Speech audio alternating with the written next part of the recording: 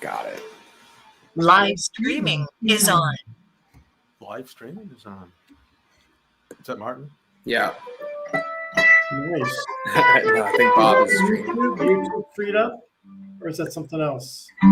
Huh? Is that YouTube or something else? YouTube. Great.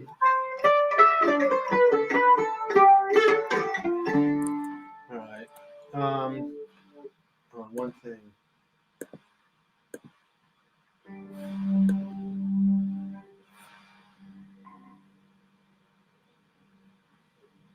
I'm not quite settled on the amount of like overdrive. All right. I think maybe that'll be it. All right, ready? So I did Bus Stop Rio and Up Downey. No, all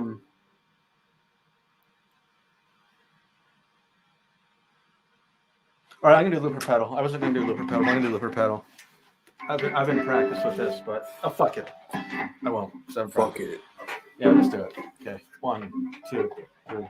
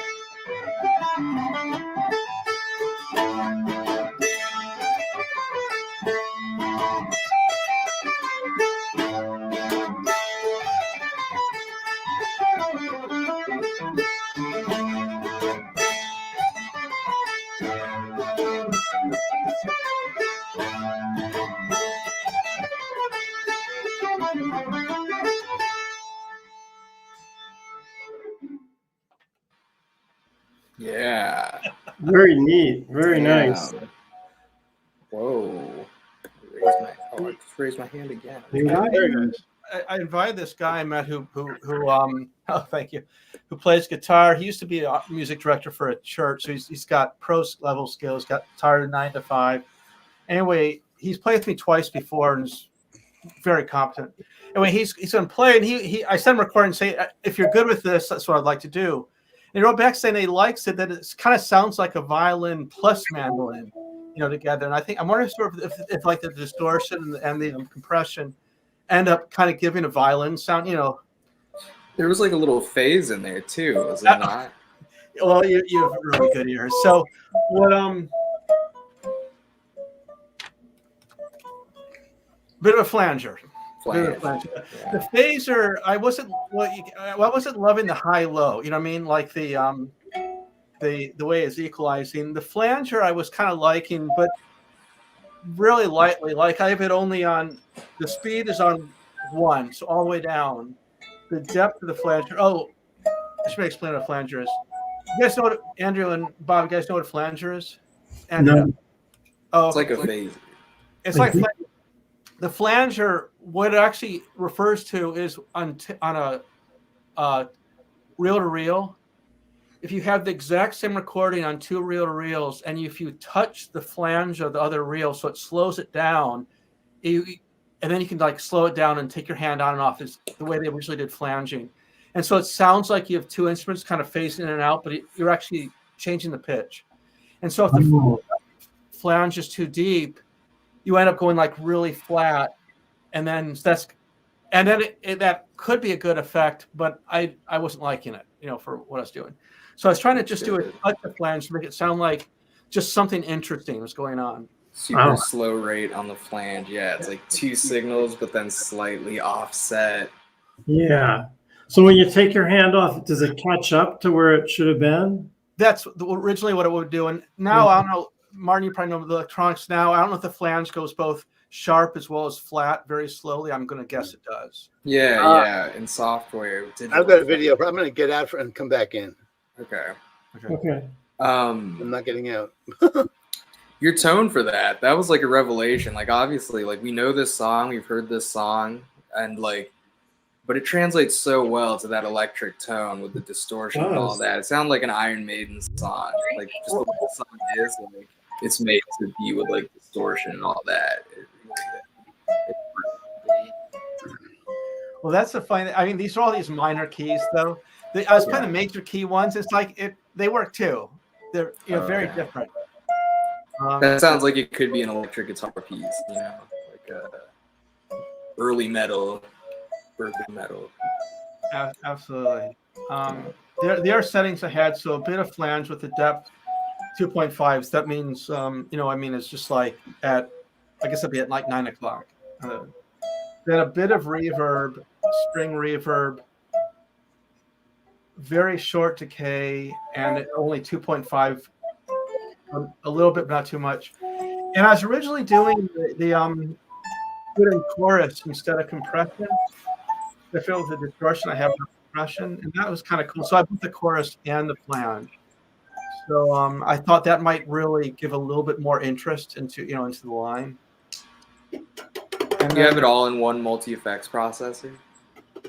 Yeah. It's a modeling. It's a Vox modeling amp. And I'm using the Vox AC30 as the amp model. Mm-hmm.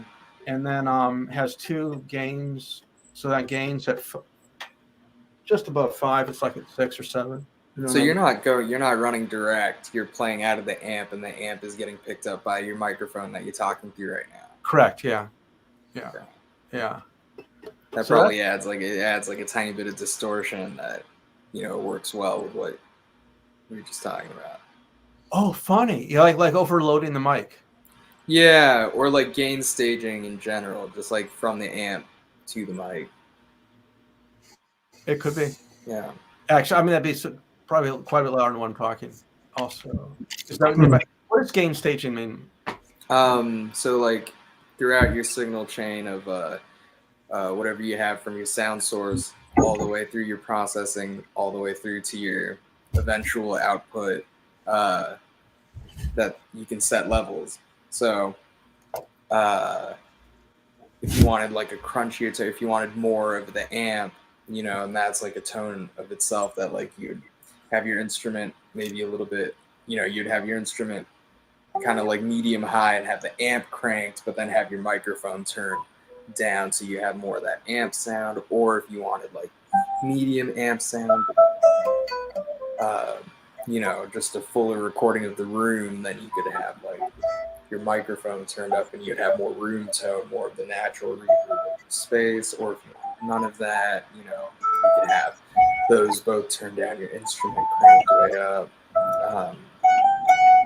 Yeah, gain staging, and then like and through your various effects that you'd have the same like different, you know, nuances to turning up or down through your signal chain. Could you may explain to me, all right, on the amp I have, okay, obviously I plug in. Then my first, so it's a 2 preamp, and then it's all like solid state modeling, right? So my first one is I have a gain, and then treble, mid, bass. And then I have a volume, and then I have a master. Now, what I think I understand, and tell me if I've got this right, is that my gain is basically taking that preamp, and it's how high that's driving the preamp into the treble bass, treble mid bass. And then the volume is taking that sound of the gain going into treble mid bass, and you're pumping that up or down. And then the volume overall is sort of saying like how loud this is going to go into the speaker. Yeah, typically it will be in order, like on the device that like you're looking at a channel strip, whether that be on an amp or on a console, and that from the input it will travel through to the output. So like so that sounds right. You'd send your source direct to the preamp, that's where you'd set your gain. Then it goes to an EQ section, and then from there it goes to a master output. That sounds like, yeah. Would I be all right? Because actually I feel like I'm like just about getting my mind around this concept. Would I be right in saying then that I was kind of liking the sound of not overloading the preamp, having the preamp basically at 5 is originally what I was doing. But then my volume, I hit it on 10. So I was thinking I actually kind of like that sound better. It's like I had a better, I felt the sound of the instrument.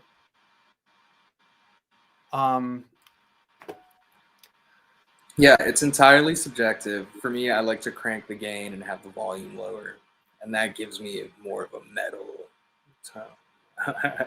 But for you, you might like it the other way. It's, you know, different styles, different pieces call for different tones, and yeah, that's entirely up to you.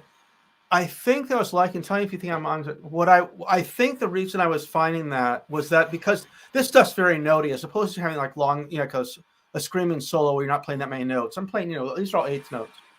And so I think I was feeling like I'm getting more distinction out of each of the eighth notes by having the gain not distorted too much, but put into distortion by having my volume all the way up. Does that sound right to you? If you wanted more distortion, you'd crank to the preamp. The crank amp. Yeah. In order to hear the distinction of the notes, do you think this is I'm onto something here, or is this just a happy accident? Yeah, I mean, it depends on the device. You know, it's like different preamps respond differently, different gain switches. You know, different preamps work in different ways. So sometimes you want to crank that gain to the preamp, and that will give you like, you know, cleaner gain. Sometimes it'll give you like really disgusting gritty gain. Sometimes the master volume will do the same. You know, it could give you clean volume. Sometimes it gives you like grit or distortion. Sometimes like certain pots will give like certain frequencies that you don't want. Some like digital distortion if you're using you know, digital things. You said that's tube though, so like typically for tube, preamp to a solid state amp. Yeah, I'll crank the gain to the preamp. I see, because then I'm cranking the tube sound by cranking the gain. So that's analog distortion, which is typically more desirable. awesome. It is typically what people want. But yeah, if that's what you like, it's like trust your ears. You know, there's no science to just trusting your ears. It's all subjective. We're not engineers, we're engineers. That's what they always tell me in audio engineering school. Is what? We're not audio engineers, we're audio engineers. Trust me. All right. That's good. Yeah. I guess I was also playing a bit with an echo, and on the 8th note, and that was pretty cool. But it could get very muddy, and that's why I ended up like really taking the amount of distortion down until there's basically like just like this hint of as if you just crank the volume a little bit. It's more for an accent on loud notes, almost like a forte. Yeah, for the echo, it's like if you can change the time of the delay, that like if you can line that up with your tempo, then you'll have super clean. For that tune, I feel like I could have used more grit. More grit. Yeah. Because it was probably even cleaner for you over there, not listening through your microphone. Perhaps, yeah. But yeah. All right. It was great. That's what I got today. Thanks for listening and talking, guys. Yeah. All right. Who's Andrew, on? Andrew. Andrew, I expect yours to be even more distorted than mine. No, well, not by intention, but it might be. So I went to the Mandolin Academy in Italy in January. Oh, cool. So I was in Puglia, and I played guitar and mandolin. This is the first time I played guitar there. So somebody lent me a guitar, which was really nice. I like doing both. So I played guitar in the big orchestra, and I played mandolin in the small ensemble. So this is a piece for two mandolins and basso continuo by Paolucci. I think he's 16 something. I don't think it says here, but it's sonata.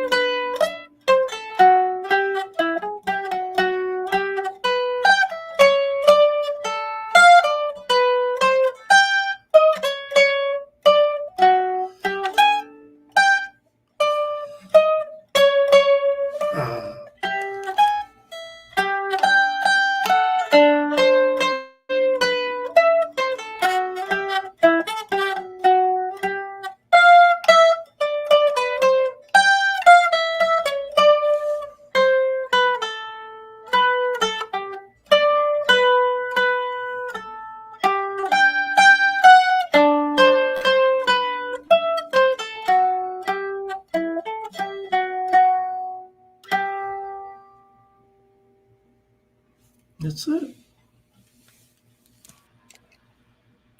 Hey, wait, where are they? Where are the reactions? Isn't that a cool piece? Yeah. Get all this diatonic kind of stuff. I really like it. It's nice with the other two parts too. You said that's 1600s. That makes it Renaissance. Yeah, but I'm not sure about that. That's what I said because it doesn't. I don't know why it doesn't say it here what his dates are, but it's something like that. Wow, that's what they're listening to in Italy in the Renaissance. Can you imagine? Yeah. Really makes Huh. it Yeah, I wonder what is for you played that at the Italian Mandolin Summit, right? Yeah, the Mandolin Academy. At Mandolin Academy. Now, what is your feeling about so that piece is an Italian Renaissance is falling into a context that doesn't have for us. Like we didn't in America, we didn't have a Italian Renaissance, you know what I mean? Yeah. So what was your experience of like the musicians, the context? Did you get something new from that, from playing it in the context of Italy? Oh, yeah, I do. Because I mean, they have such a kind of an affinity for playing it, you know. It's also in their musical tradition. Yeah, so they know, you know. I mean, there's not a lot of markings on this, but they know how to shape the lines and how to, you know, where to taper. They just automatically play it kind of pretty appropriately, and then, you know, they get some advice on it. But so I was playing with this other guy that was, I mean, he was playing first mandolin with me, and he's just like a complete hot shot. And the guy playing second mandolin is very good, but I don't know what was going on. This piece was really bollocksing him up. He was having trouble with the entrances, and he was playing it by himself. So we had two. He was by himself, but then we did a concert for everybody, and one of the teachers joined him, and the guy who playing the Mando bass, the basso continuo Mando bass, I guess, was none other than Carlo Alonso. So Right. Honcho, it's his academy, and he's like total virtuoso. Actually, the other guy too was. They all are. Even this guy that I'm playing with, he needs some more sensitivity, but he's a complete virtuoso. Wow. You said you were just there this month? Yeah, I was there. I left on December 26th, and then I was at the academy. I was at the Mandolin Academy from the 28th until January 1st. Oh my God! So you just got back? Yeah, and then I went back to Rome, and I took Italian lessons in Rome for a few days and kind of sight saw, and I got back last Sunday. Wow! Oh my God! It was good. It was really. Wow. It's too short. It's very. I was exhausted at the end of it, but it's great. It's always really intense. I'm sure traveling is intense with the Omicron and all that. No, International travel. I'm not even thinking about that. I was really happy it worked out. Yeah.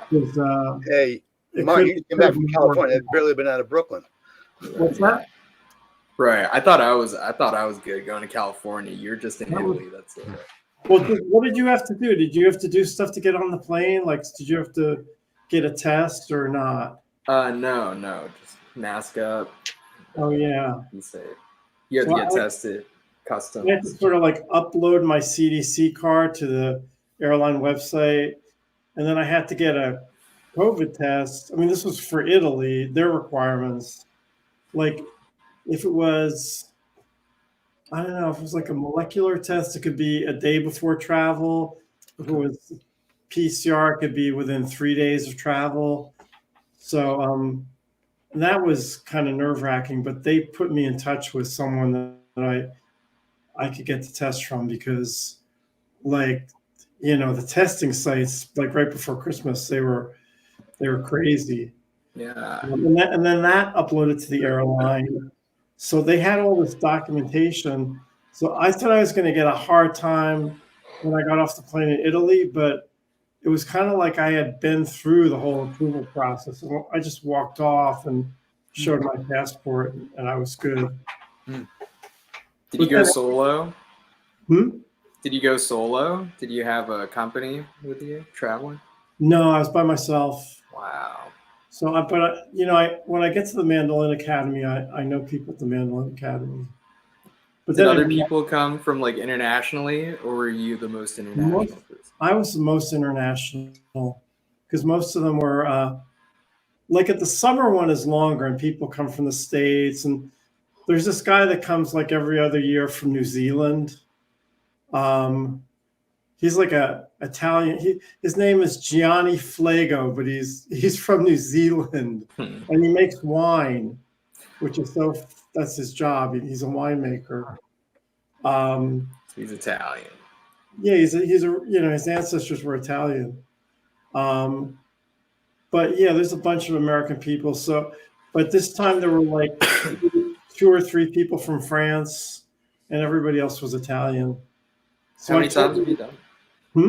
Oh, how many times have you done this? Have you gone to? I've been doing it like for about 6 years. Twice a year? Yeah, except not for the past 2 years. Mm-hmm. Damn, this sounds like a cool spot. This could be a cool potential field trip. Next time we have a mandolin summit, we could meet up in Italy. It's great. It's really good. Sounds Move the whole salon. And Puglia was nice, but you don't get to sightsee when you're there at the Mandolin Academy, because all your time is spoken for. You get to like run out for a cup of coffee, sometimes. Is it like all master classes, or like do they have other programs? It was all it's all the ensembles. So there were like rehearsals for the orchestra, for the whole orchestra, or maybe the guitarist had a rehearsal, or with part rehearsals, and then everybody was in a smaller ensemble, so you had rehearsals for that. But other years they had more like concerts by the teachers and stuff, but this was it felt very pared down. So like they had a Pilates class for us one day, and they had a bioenergy movement class just to give us a break, I guess. Oh, they had a couple other musical seminars, but sometimes I was just looking to catch a nap when I had some time, and I didn't go to everything. Yeah. How long is it? How long is that? This one was it's only 4 days. The one in the summer is like a week. So 4 days was good. How many? I think this one was really small. It might have been like 30 people or something. Usually the one in the summer is much bigger, and usually even the winter one is bigger, but probably because of Omicron. Is that like 100 people, or how many like in the summer one? 60. I'd say maybe like 60 or 70 or something. I didn't hear that. Okay. Yeah. Sometimes like the last time I went, there was a whole bunch of kids from Baltimore that came, because Baltimore has that Mando Kids program. Oh. And the woman that's like the founder of that, she wanted them to come, and I think someone sponsored them, and a whole bunch of them came over. Oh, cool. And it was really cute because they were mostly girls. And over the course of the week, all these little puppy love romances started happening between the American girls and the Italian boys. It was so funny. Wow. It was really cute. Mandolin High School.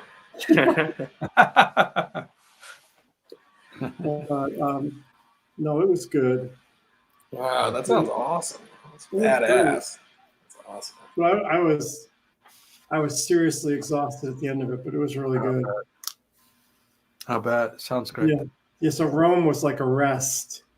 Just in the hotel room. Yeah, but I took these Italian lessons, but that wasn't, it was pretty easy.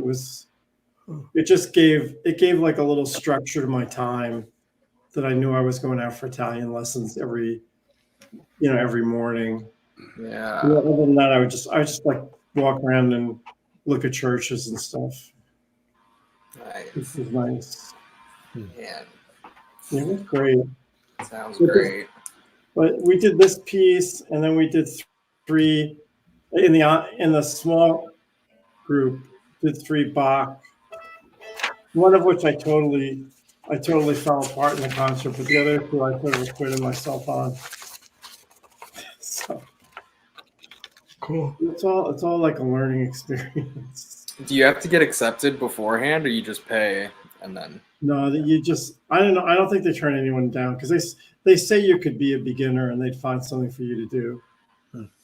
But you know, the thing that's really beautiful to listen to them is to listen to their tremolo, because they just really know how to tremolo. It's just, you know, this piece didn't call for it, but it's really beautiful. That's interesting. It's not something I think about. Or like, you know, I see us in the mandolin orchestra, and I'm like, oh, we know how to tremolo. But if you're saying that like they really know how to tremolo.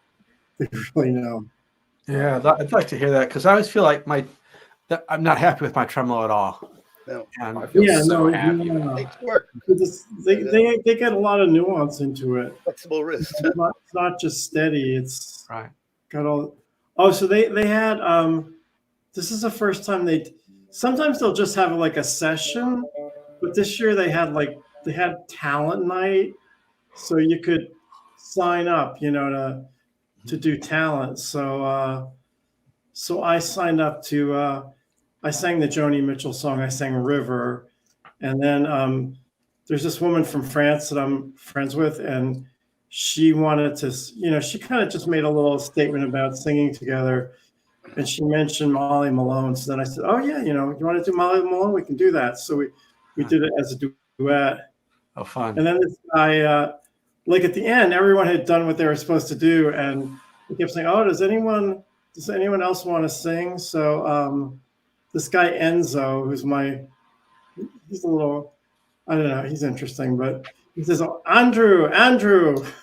So I got to sing a third song, and I sang this Irish song that I knew they would really like. So it was fun. It was really fun. Oh, cool. Wow. Sounds like a dream come true. Yeah, it was great. Next year.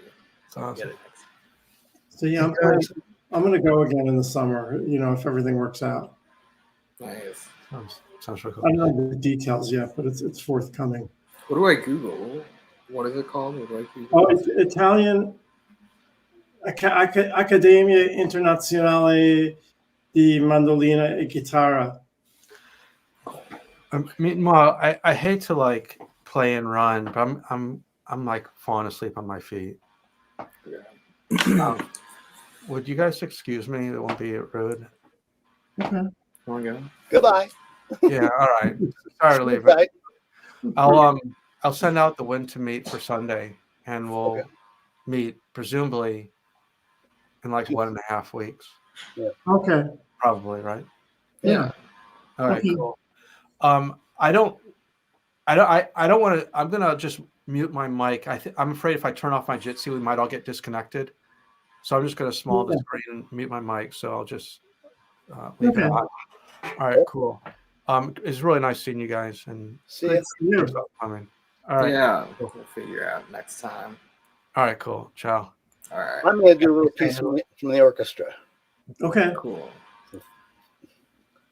What is it, by the way? I mean, it's part of Blackthorn because the cello has a solo at the beginning, or it starts it off.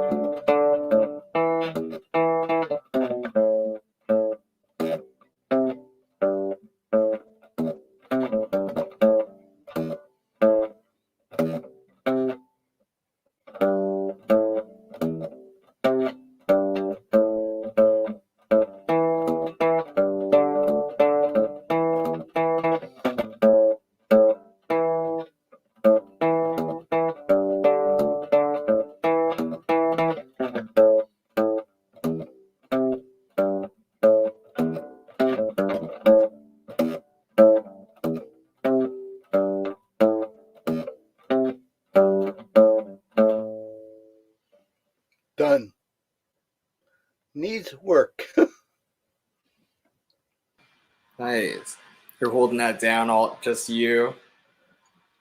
Lately, it's been just me. I mean, we're supposed to have 3 cellists. Oh The yeah, other guys never show up. yeah, Mm. yeah. It's really sparse lately.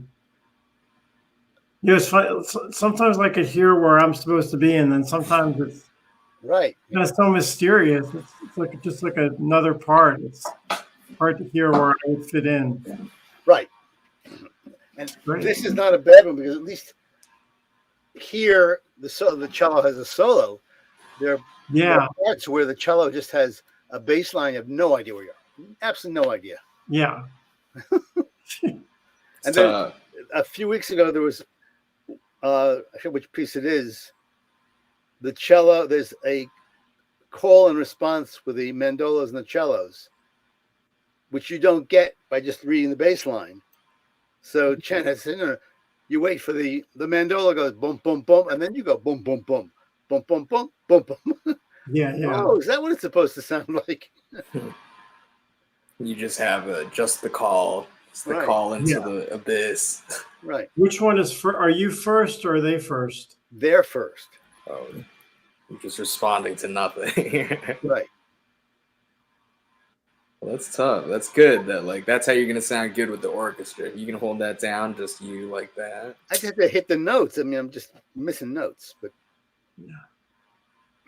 Nice. Man, Rob really missed out. So rude. So rude. To just play and did. Play and run, Unbelievable. right? Yeah, Yeah, that was great. High degree of difficulty today. Sounded Yeah. tough. yeah. your turn. All right.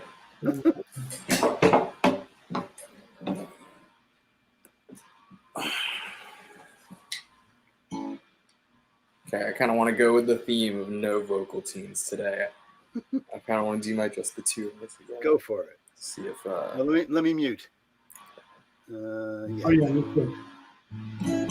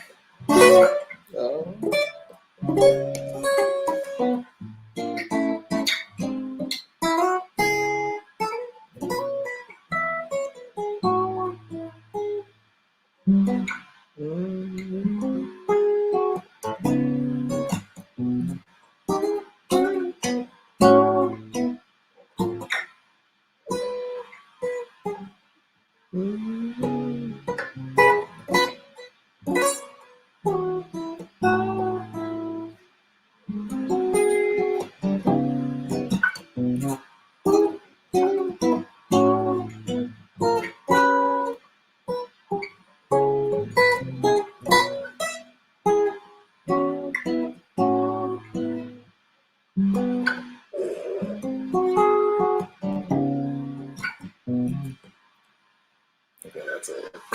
No repeats. Okay. Yeah, you get it. Nice. Wow. It's good. Getting there, getting better every day.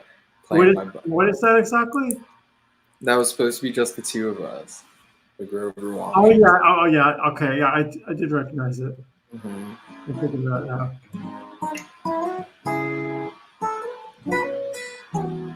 Oh yeah. Yeah. Yeah. Ooh. Working at it, that's like an intense arrangement. The most intense possible arrangement I could come up with. Oh, Um, I like it. It's nice. the bass, the chords, and the melody. Yeah. Until 2 Sundays from now, huh? Oh yeah. All right. I'll send you guys the Mandolin Academy website. I think I found it. I think I got something from him back in early December. Oh yeah. He The He problem probably- is it's in Italian, and I don't read Italian. we'll I probably have no idea what he was sending me. Translate the page to English. no, probably if you scroll down, it's in English. Everything's bilingual. What's his name? It's Carlo Alonso. Carlo Ianzo. Hang on.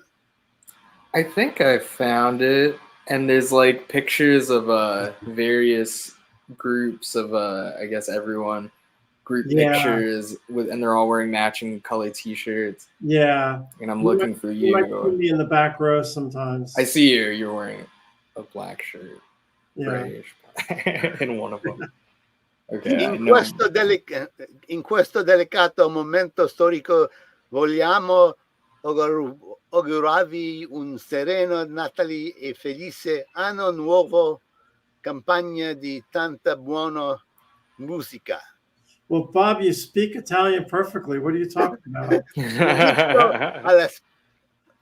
All'ascolto della sonata MS-14 per Revano di Niccolò Paganini. Oh, yeah. Fatevi Wow. un regalo dalla nostra Biblioteca Accademia Mandolino. Yeah.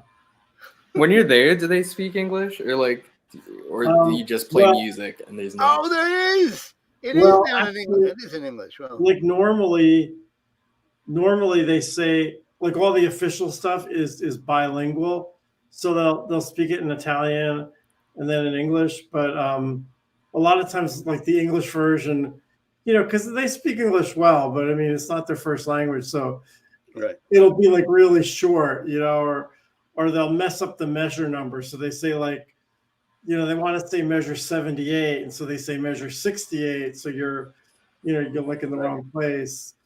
But this time I said, oh, I speak Italian, so you don't have to do English just for me. So there was no English this time, and I managed for the most part, but I didn't understand a lot of stuff. Yeah. Well, you keep going, you're gonna become fluent in Italian. I'm sure Yeah. that's like a nice perk. That's what I want. Yeah. Yeah. I feel like I've never gotten closer to learning. I'm like terrible with languages. I put all that part of my brain energy into playing different instruments and music and Oh, yeah. stuff. But like Italian is probably the closest I've ever gotten to learning another language. Anybody in your family speak another language at home? Yeah, everyone in my family speaks Tagalog. They all speak Filipino in the house, and I just never was able to pick it up because, like, as a child, they didn't teach it to me. They wanted me to just learn English so I would not have an accent and be integrated in the American school. So I'm first generation.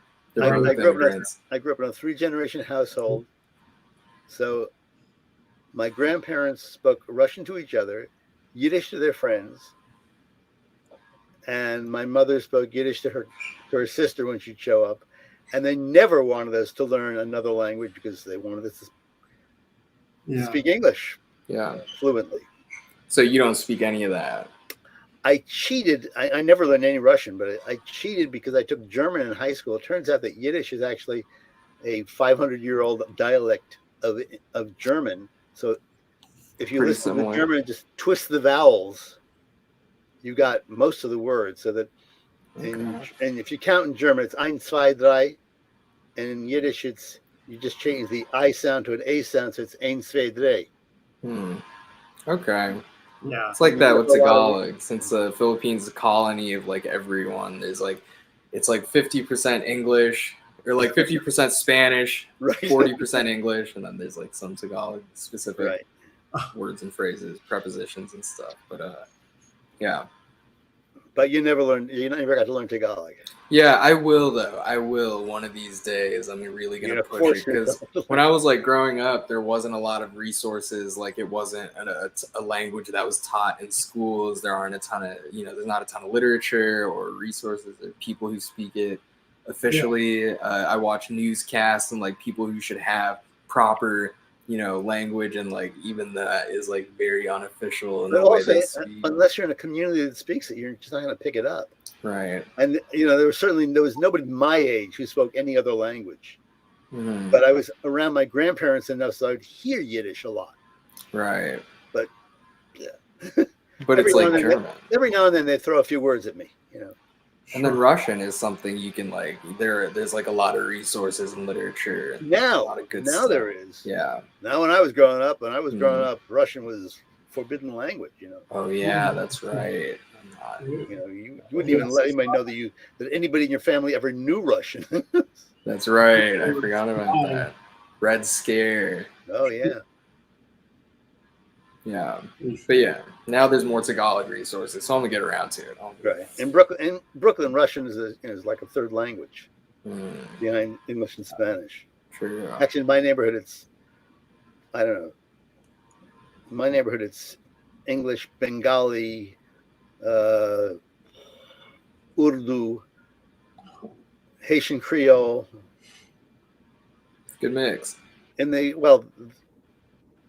in my son's elementary school, there were anywhere from 35 to 45 mother tongues spoken in any year. And the school notes went home in 6 languages. That's just impressive. That's yeah, that's high diversity. I would say that's a high amount of diversity. Nice. You know, you pass storefronts, have no idea what alphabet that is.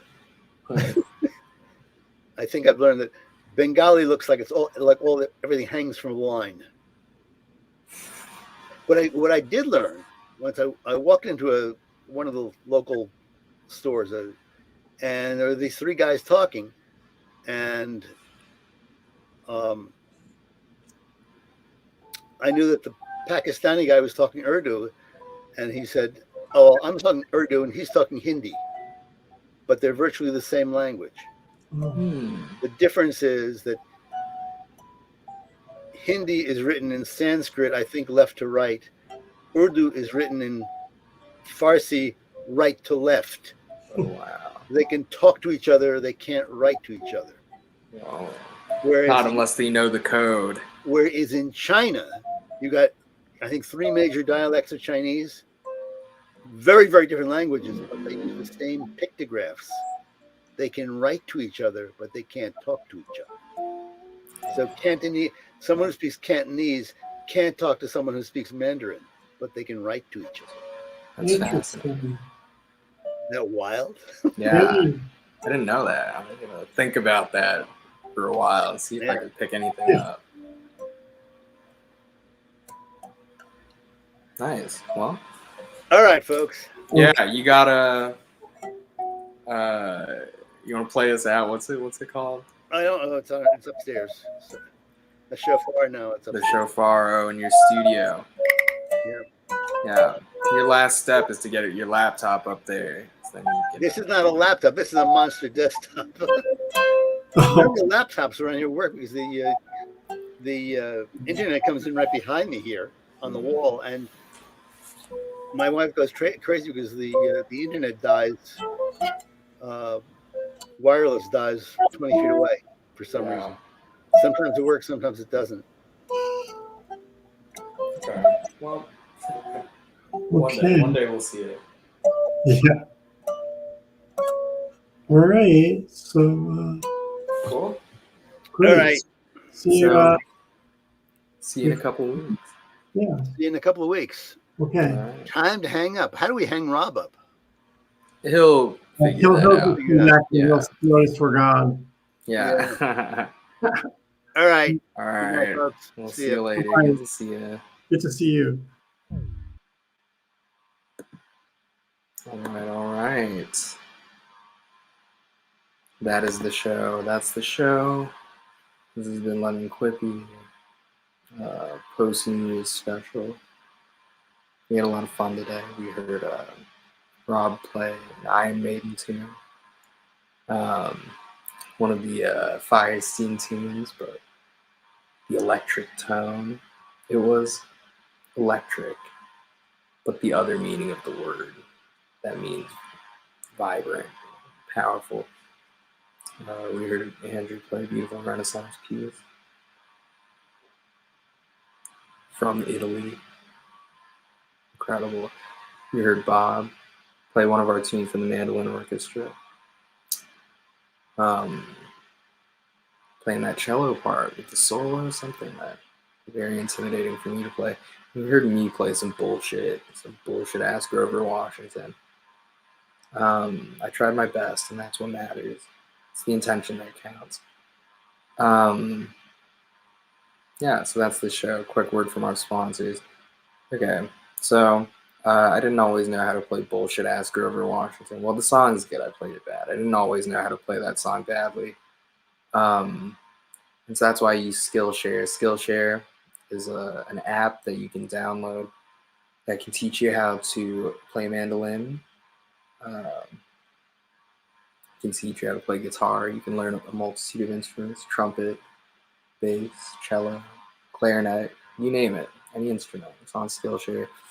But it's not just instruments. You can learn anything. You can learn how to paint. You can learn how to draw. You can learn how to write. You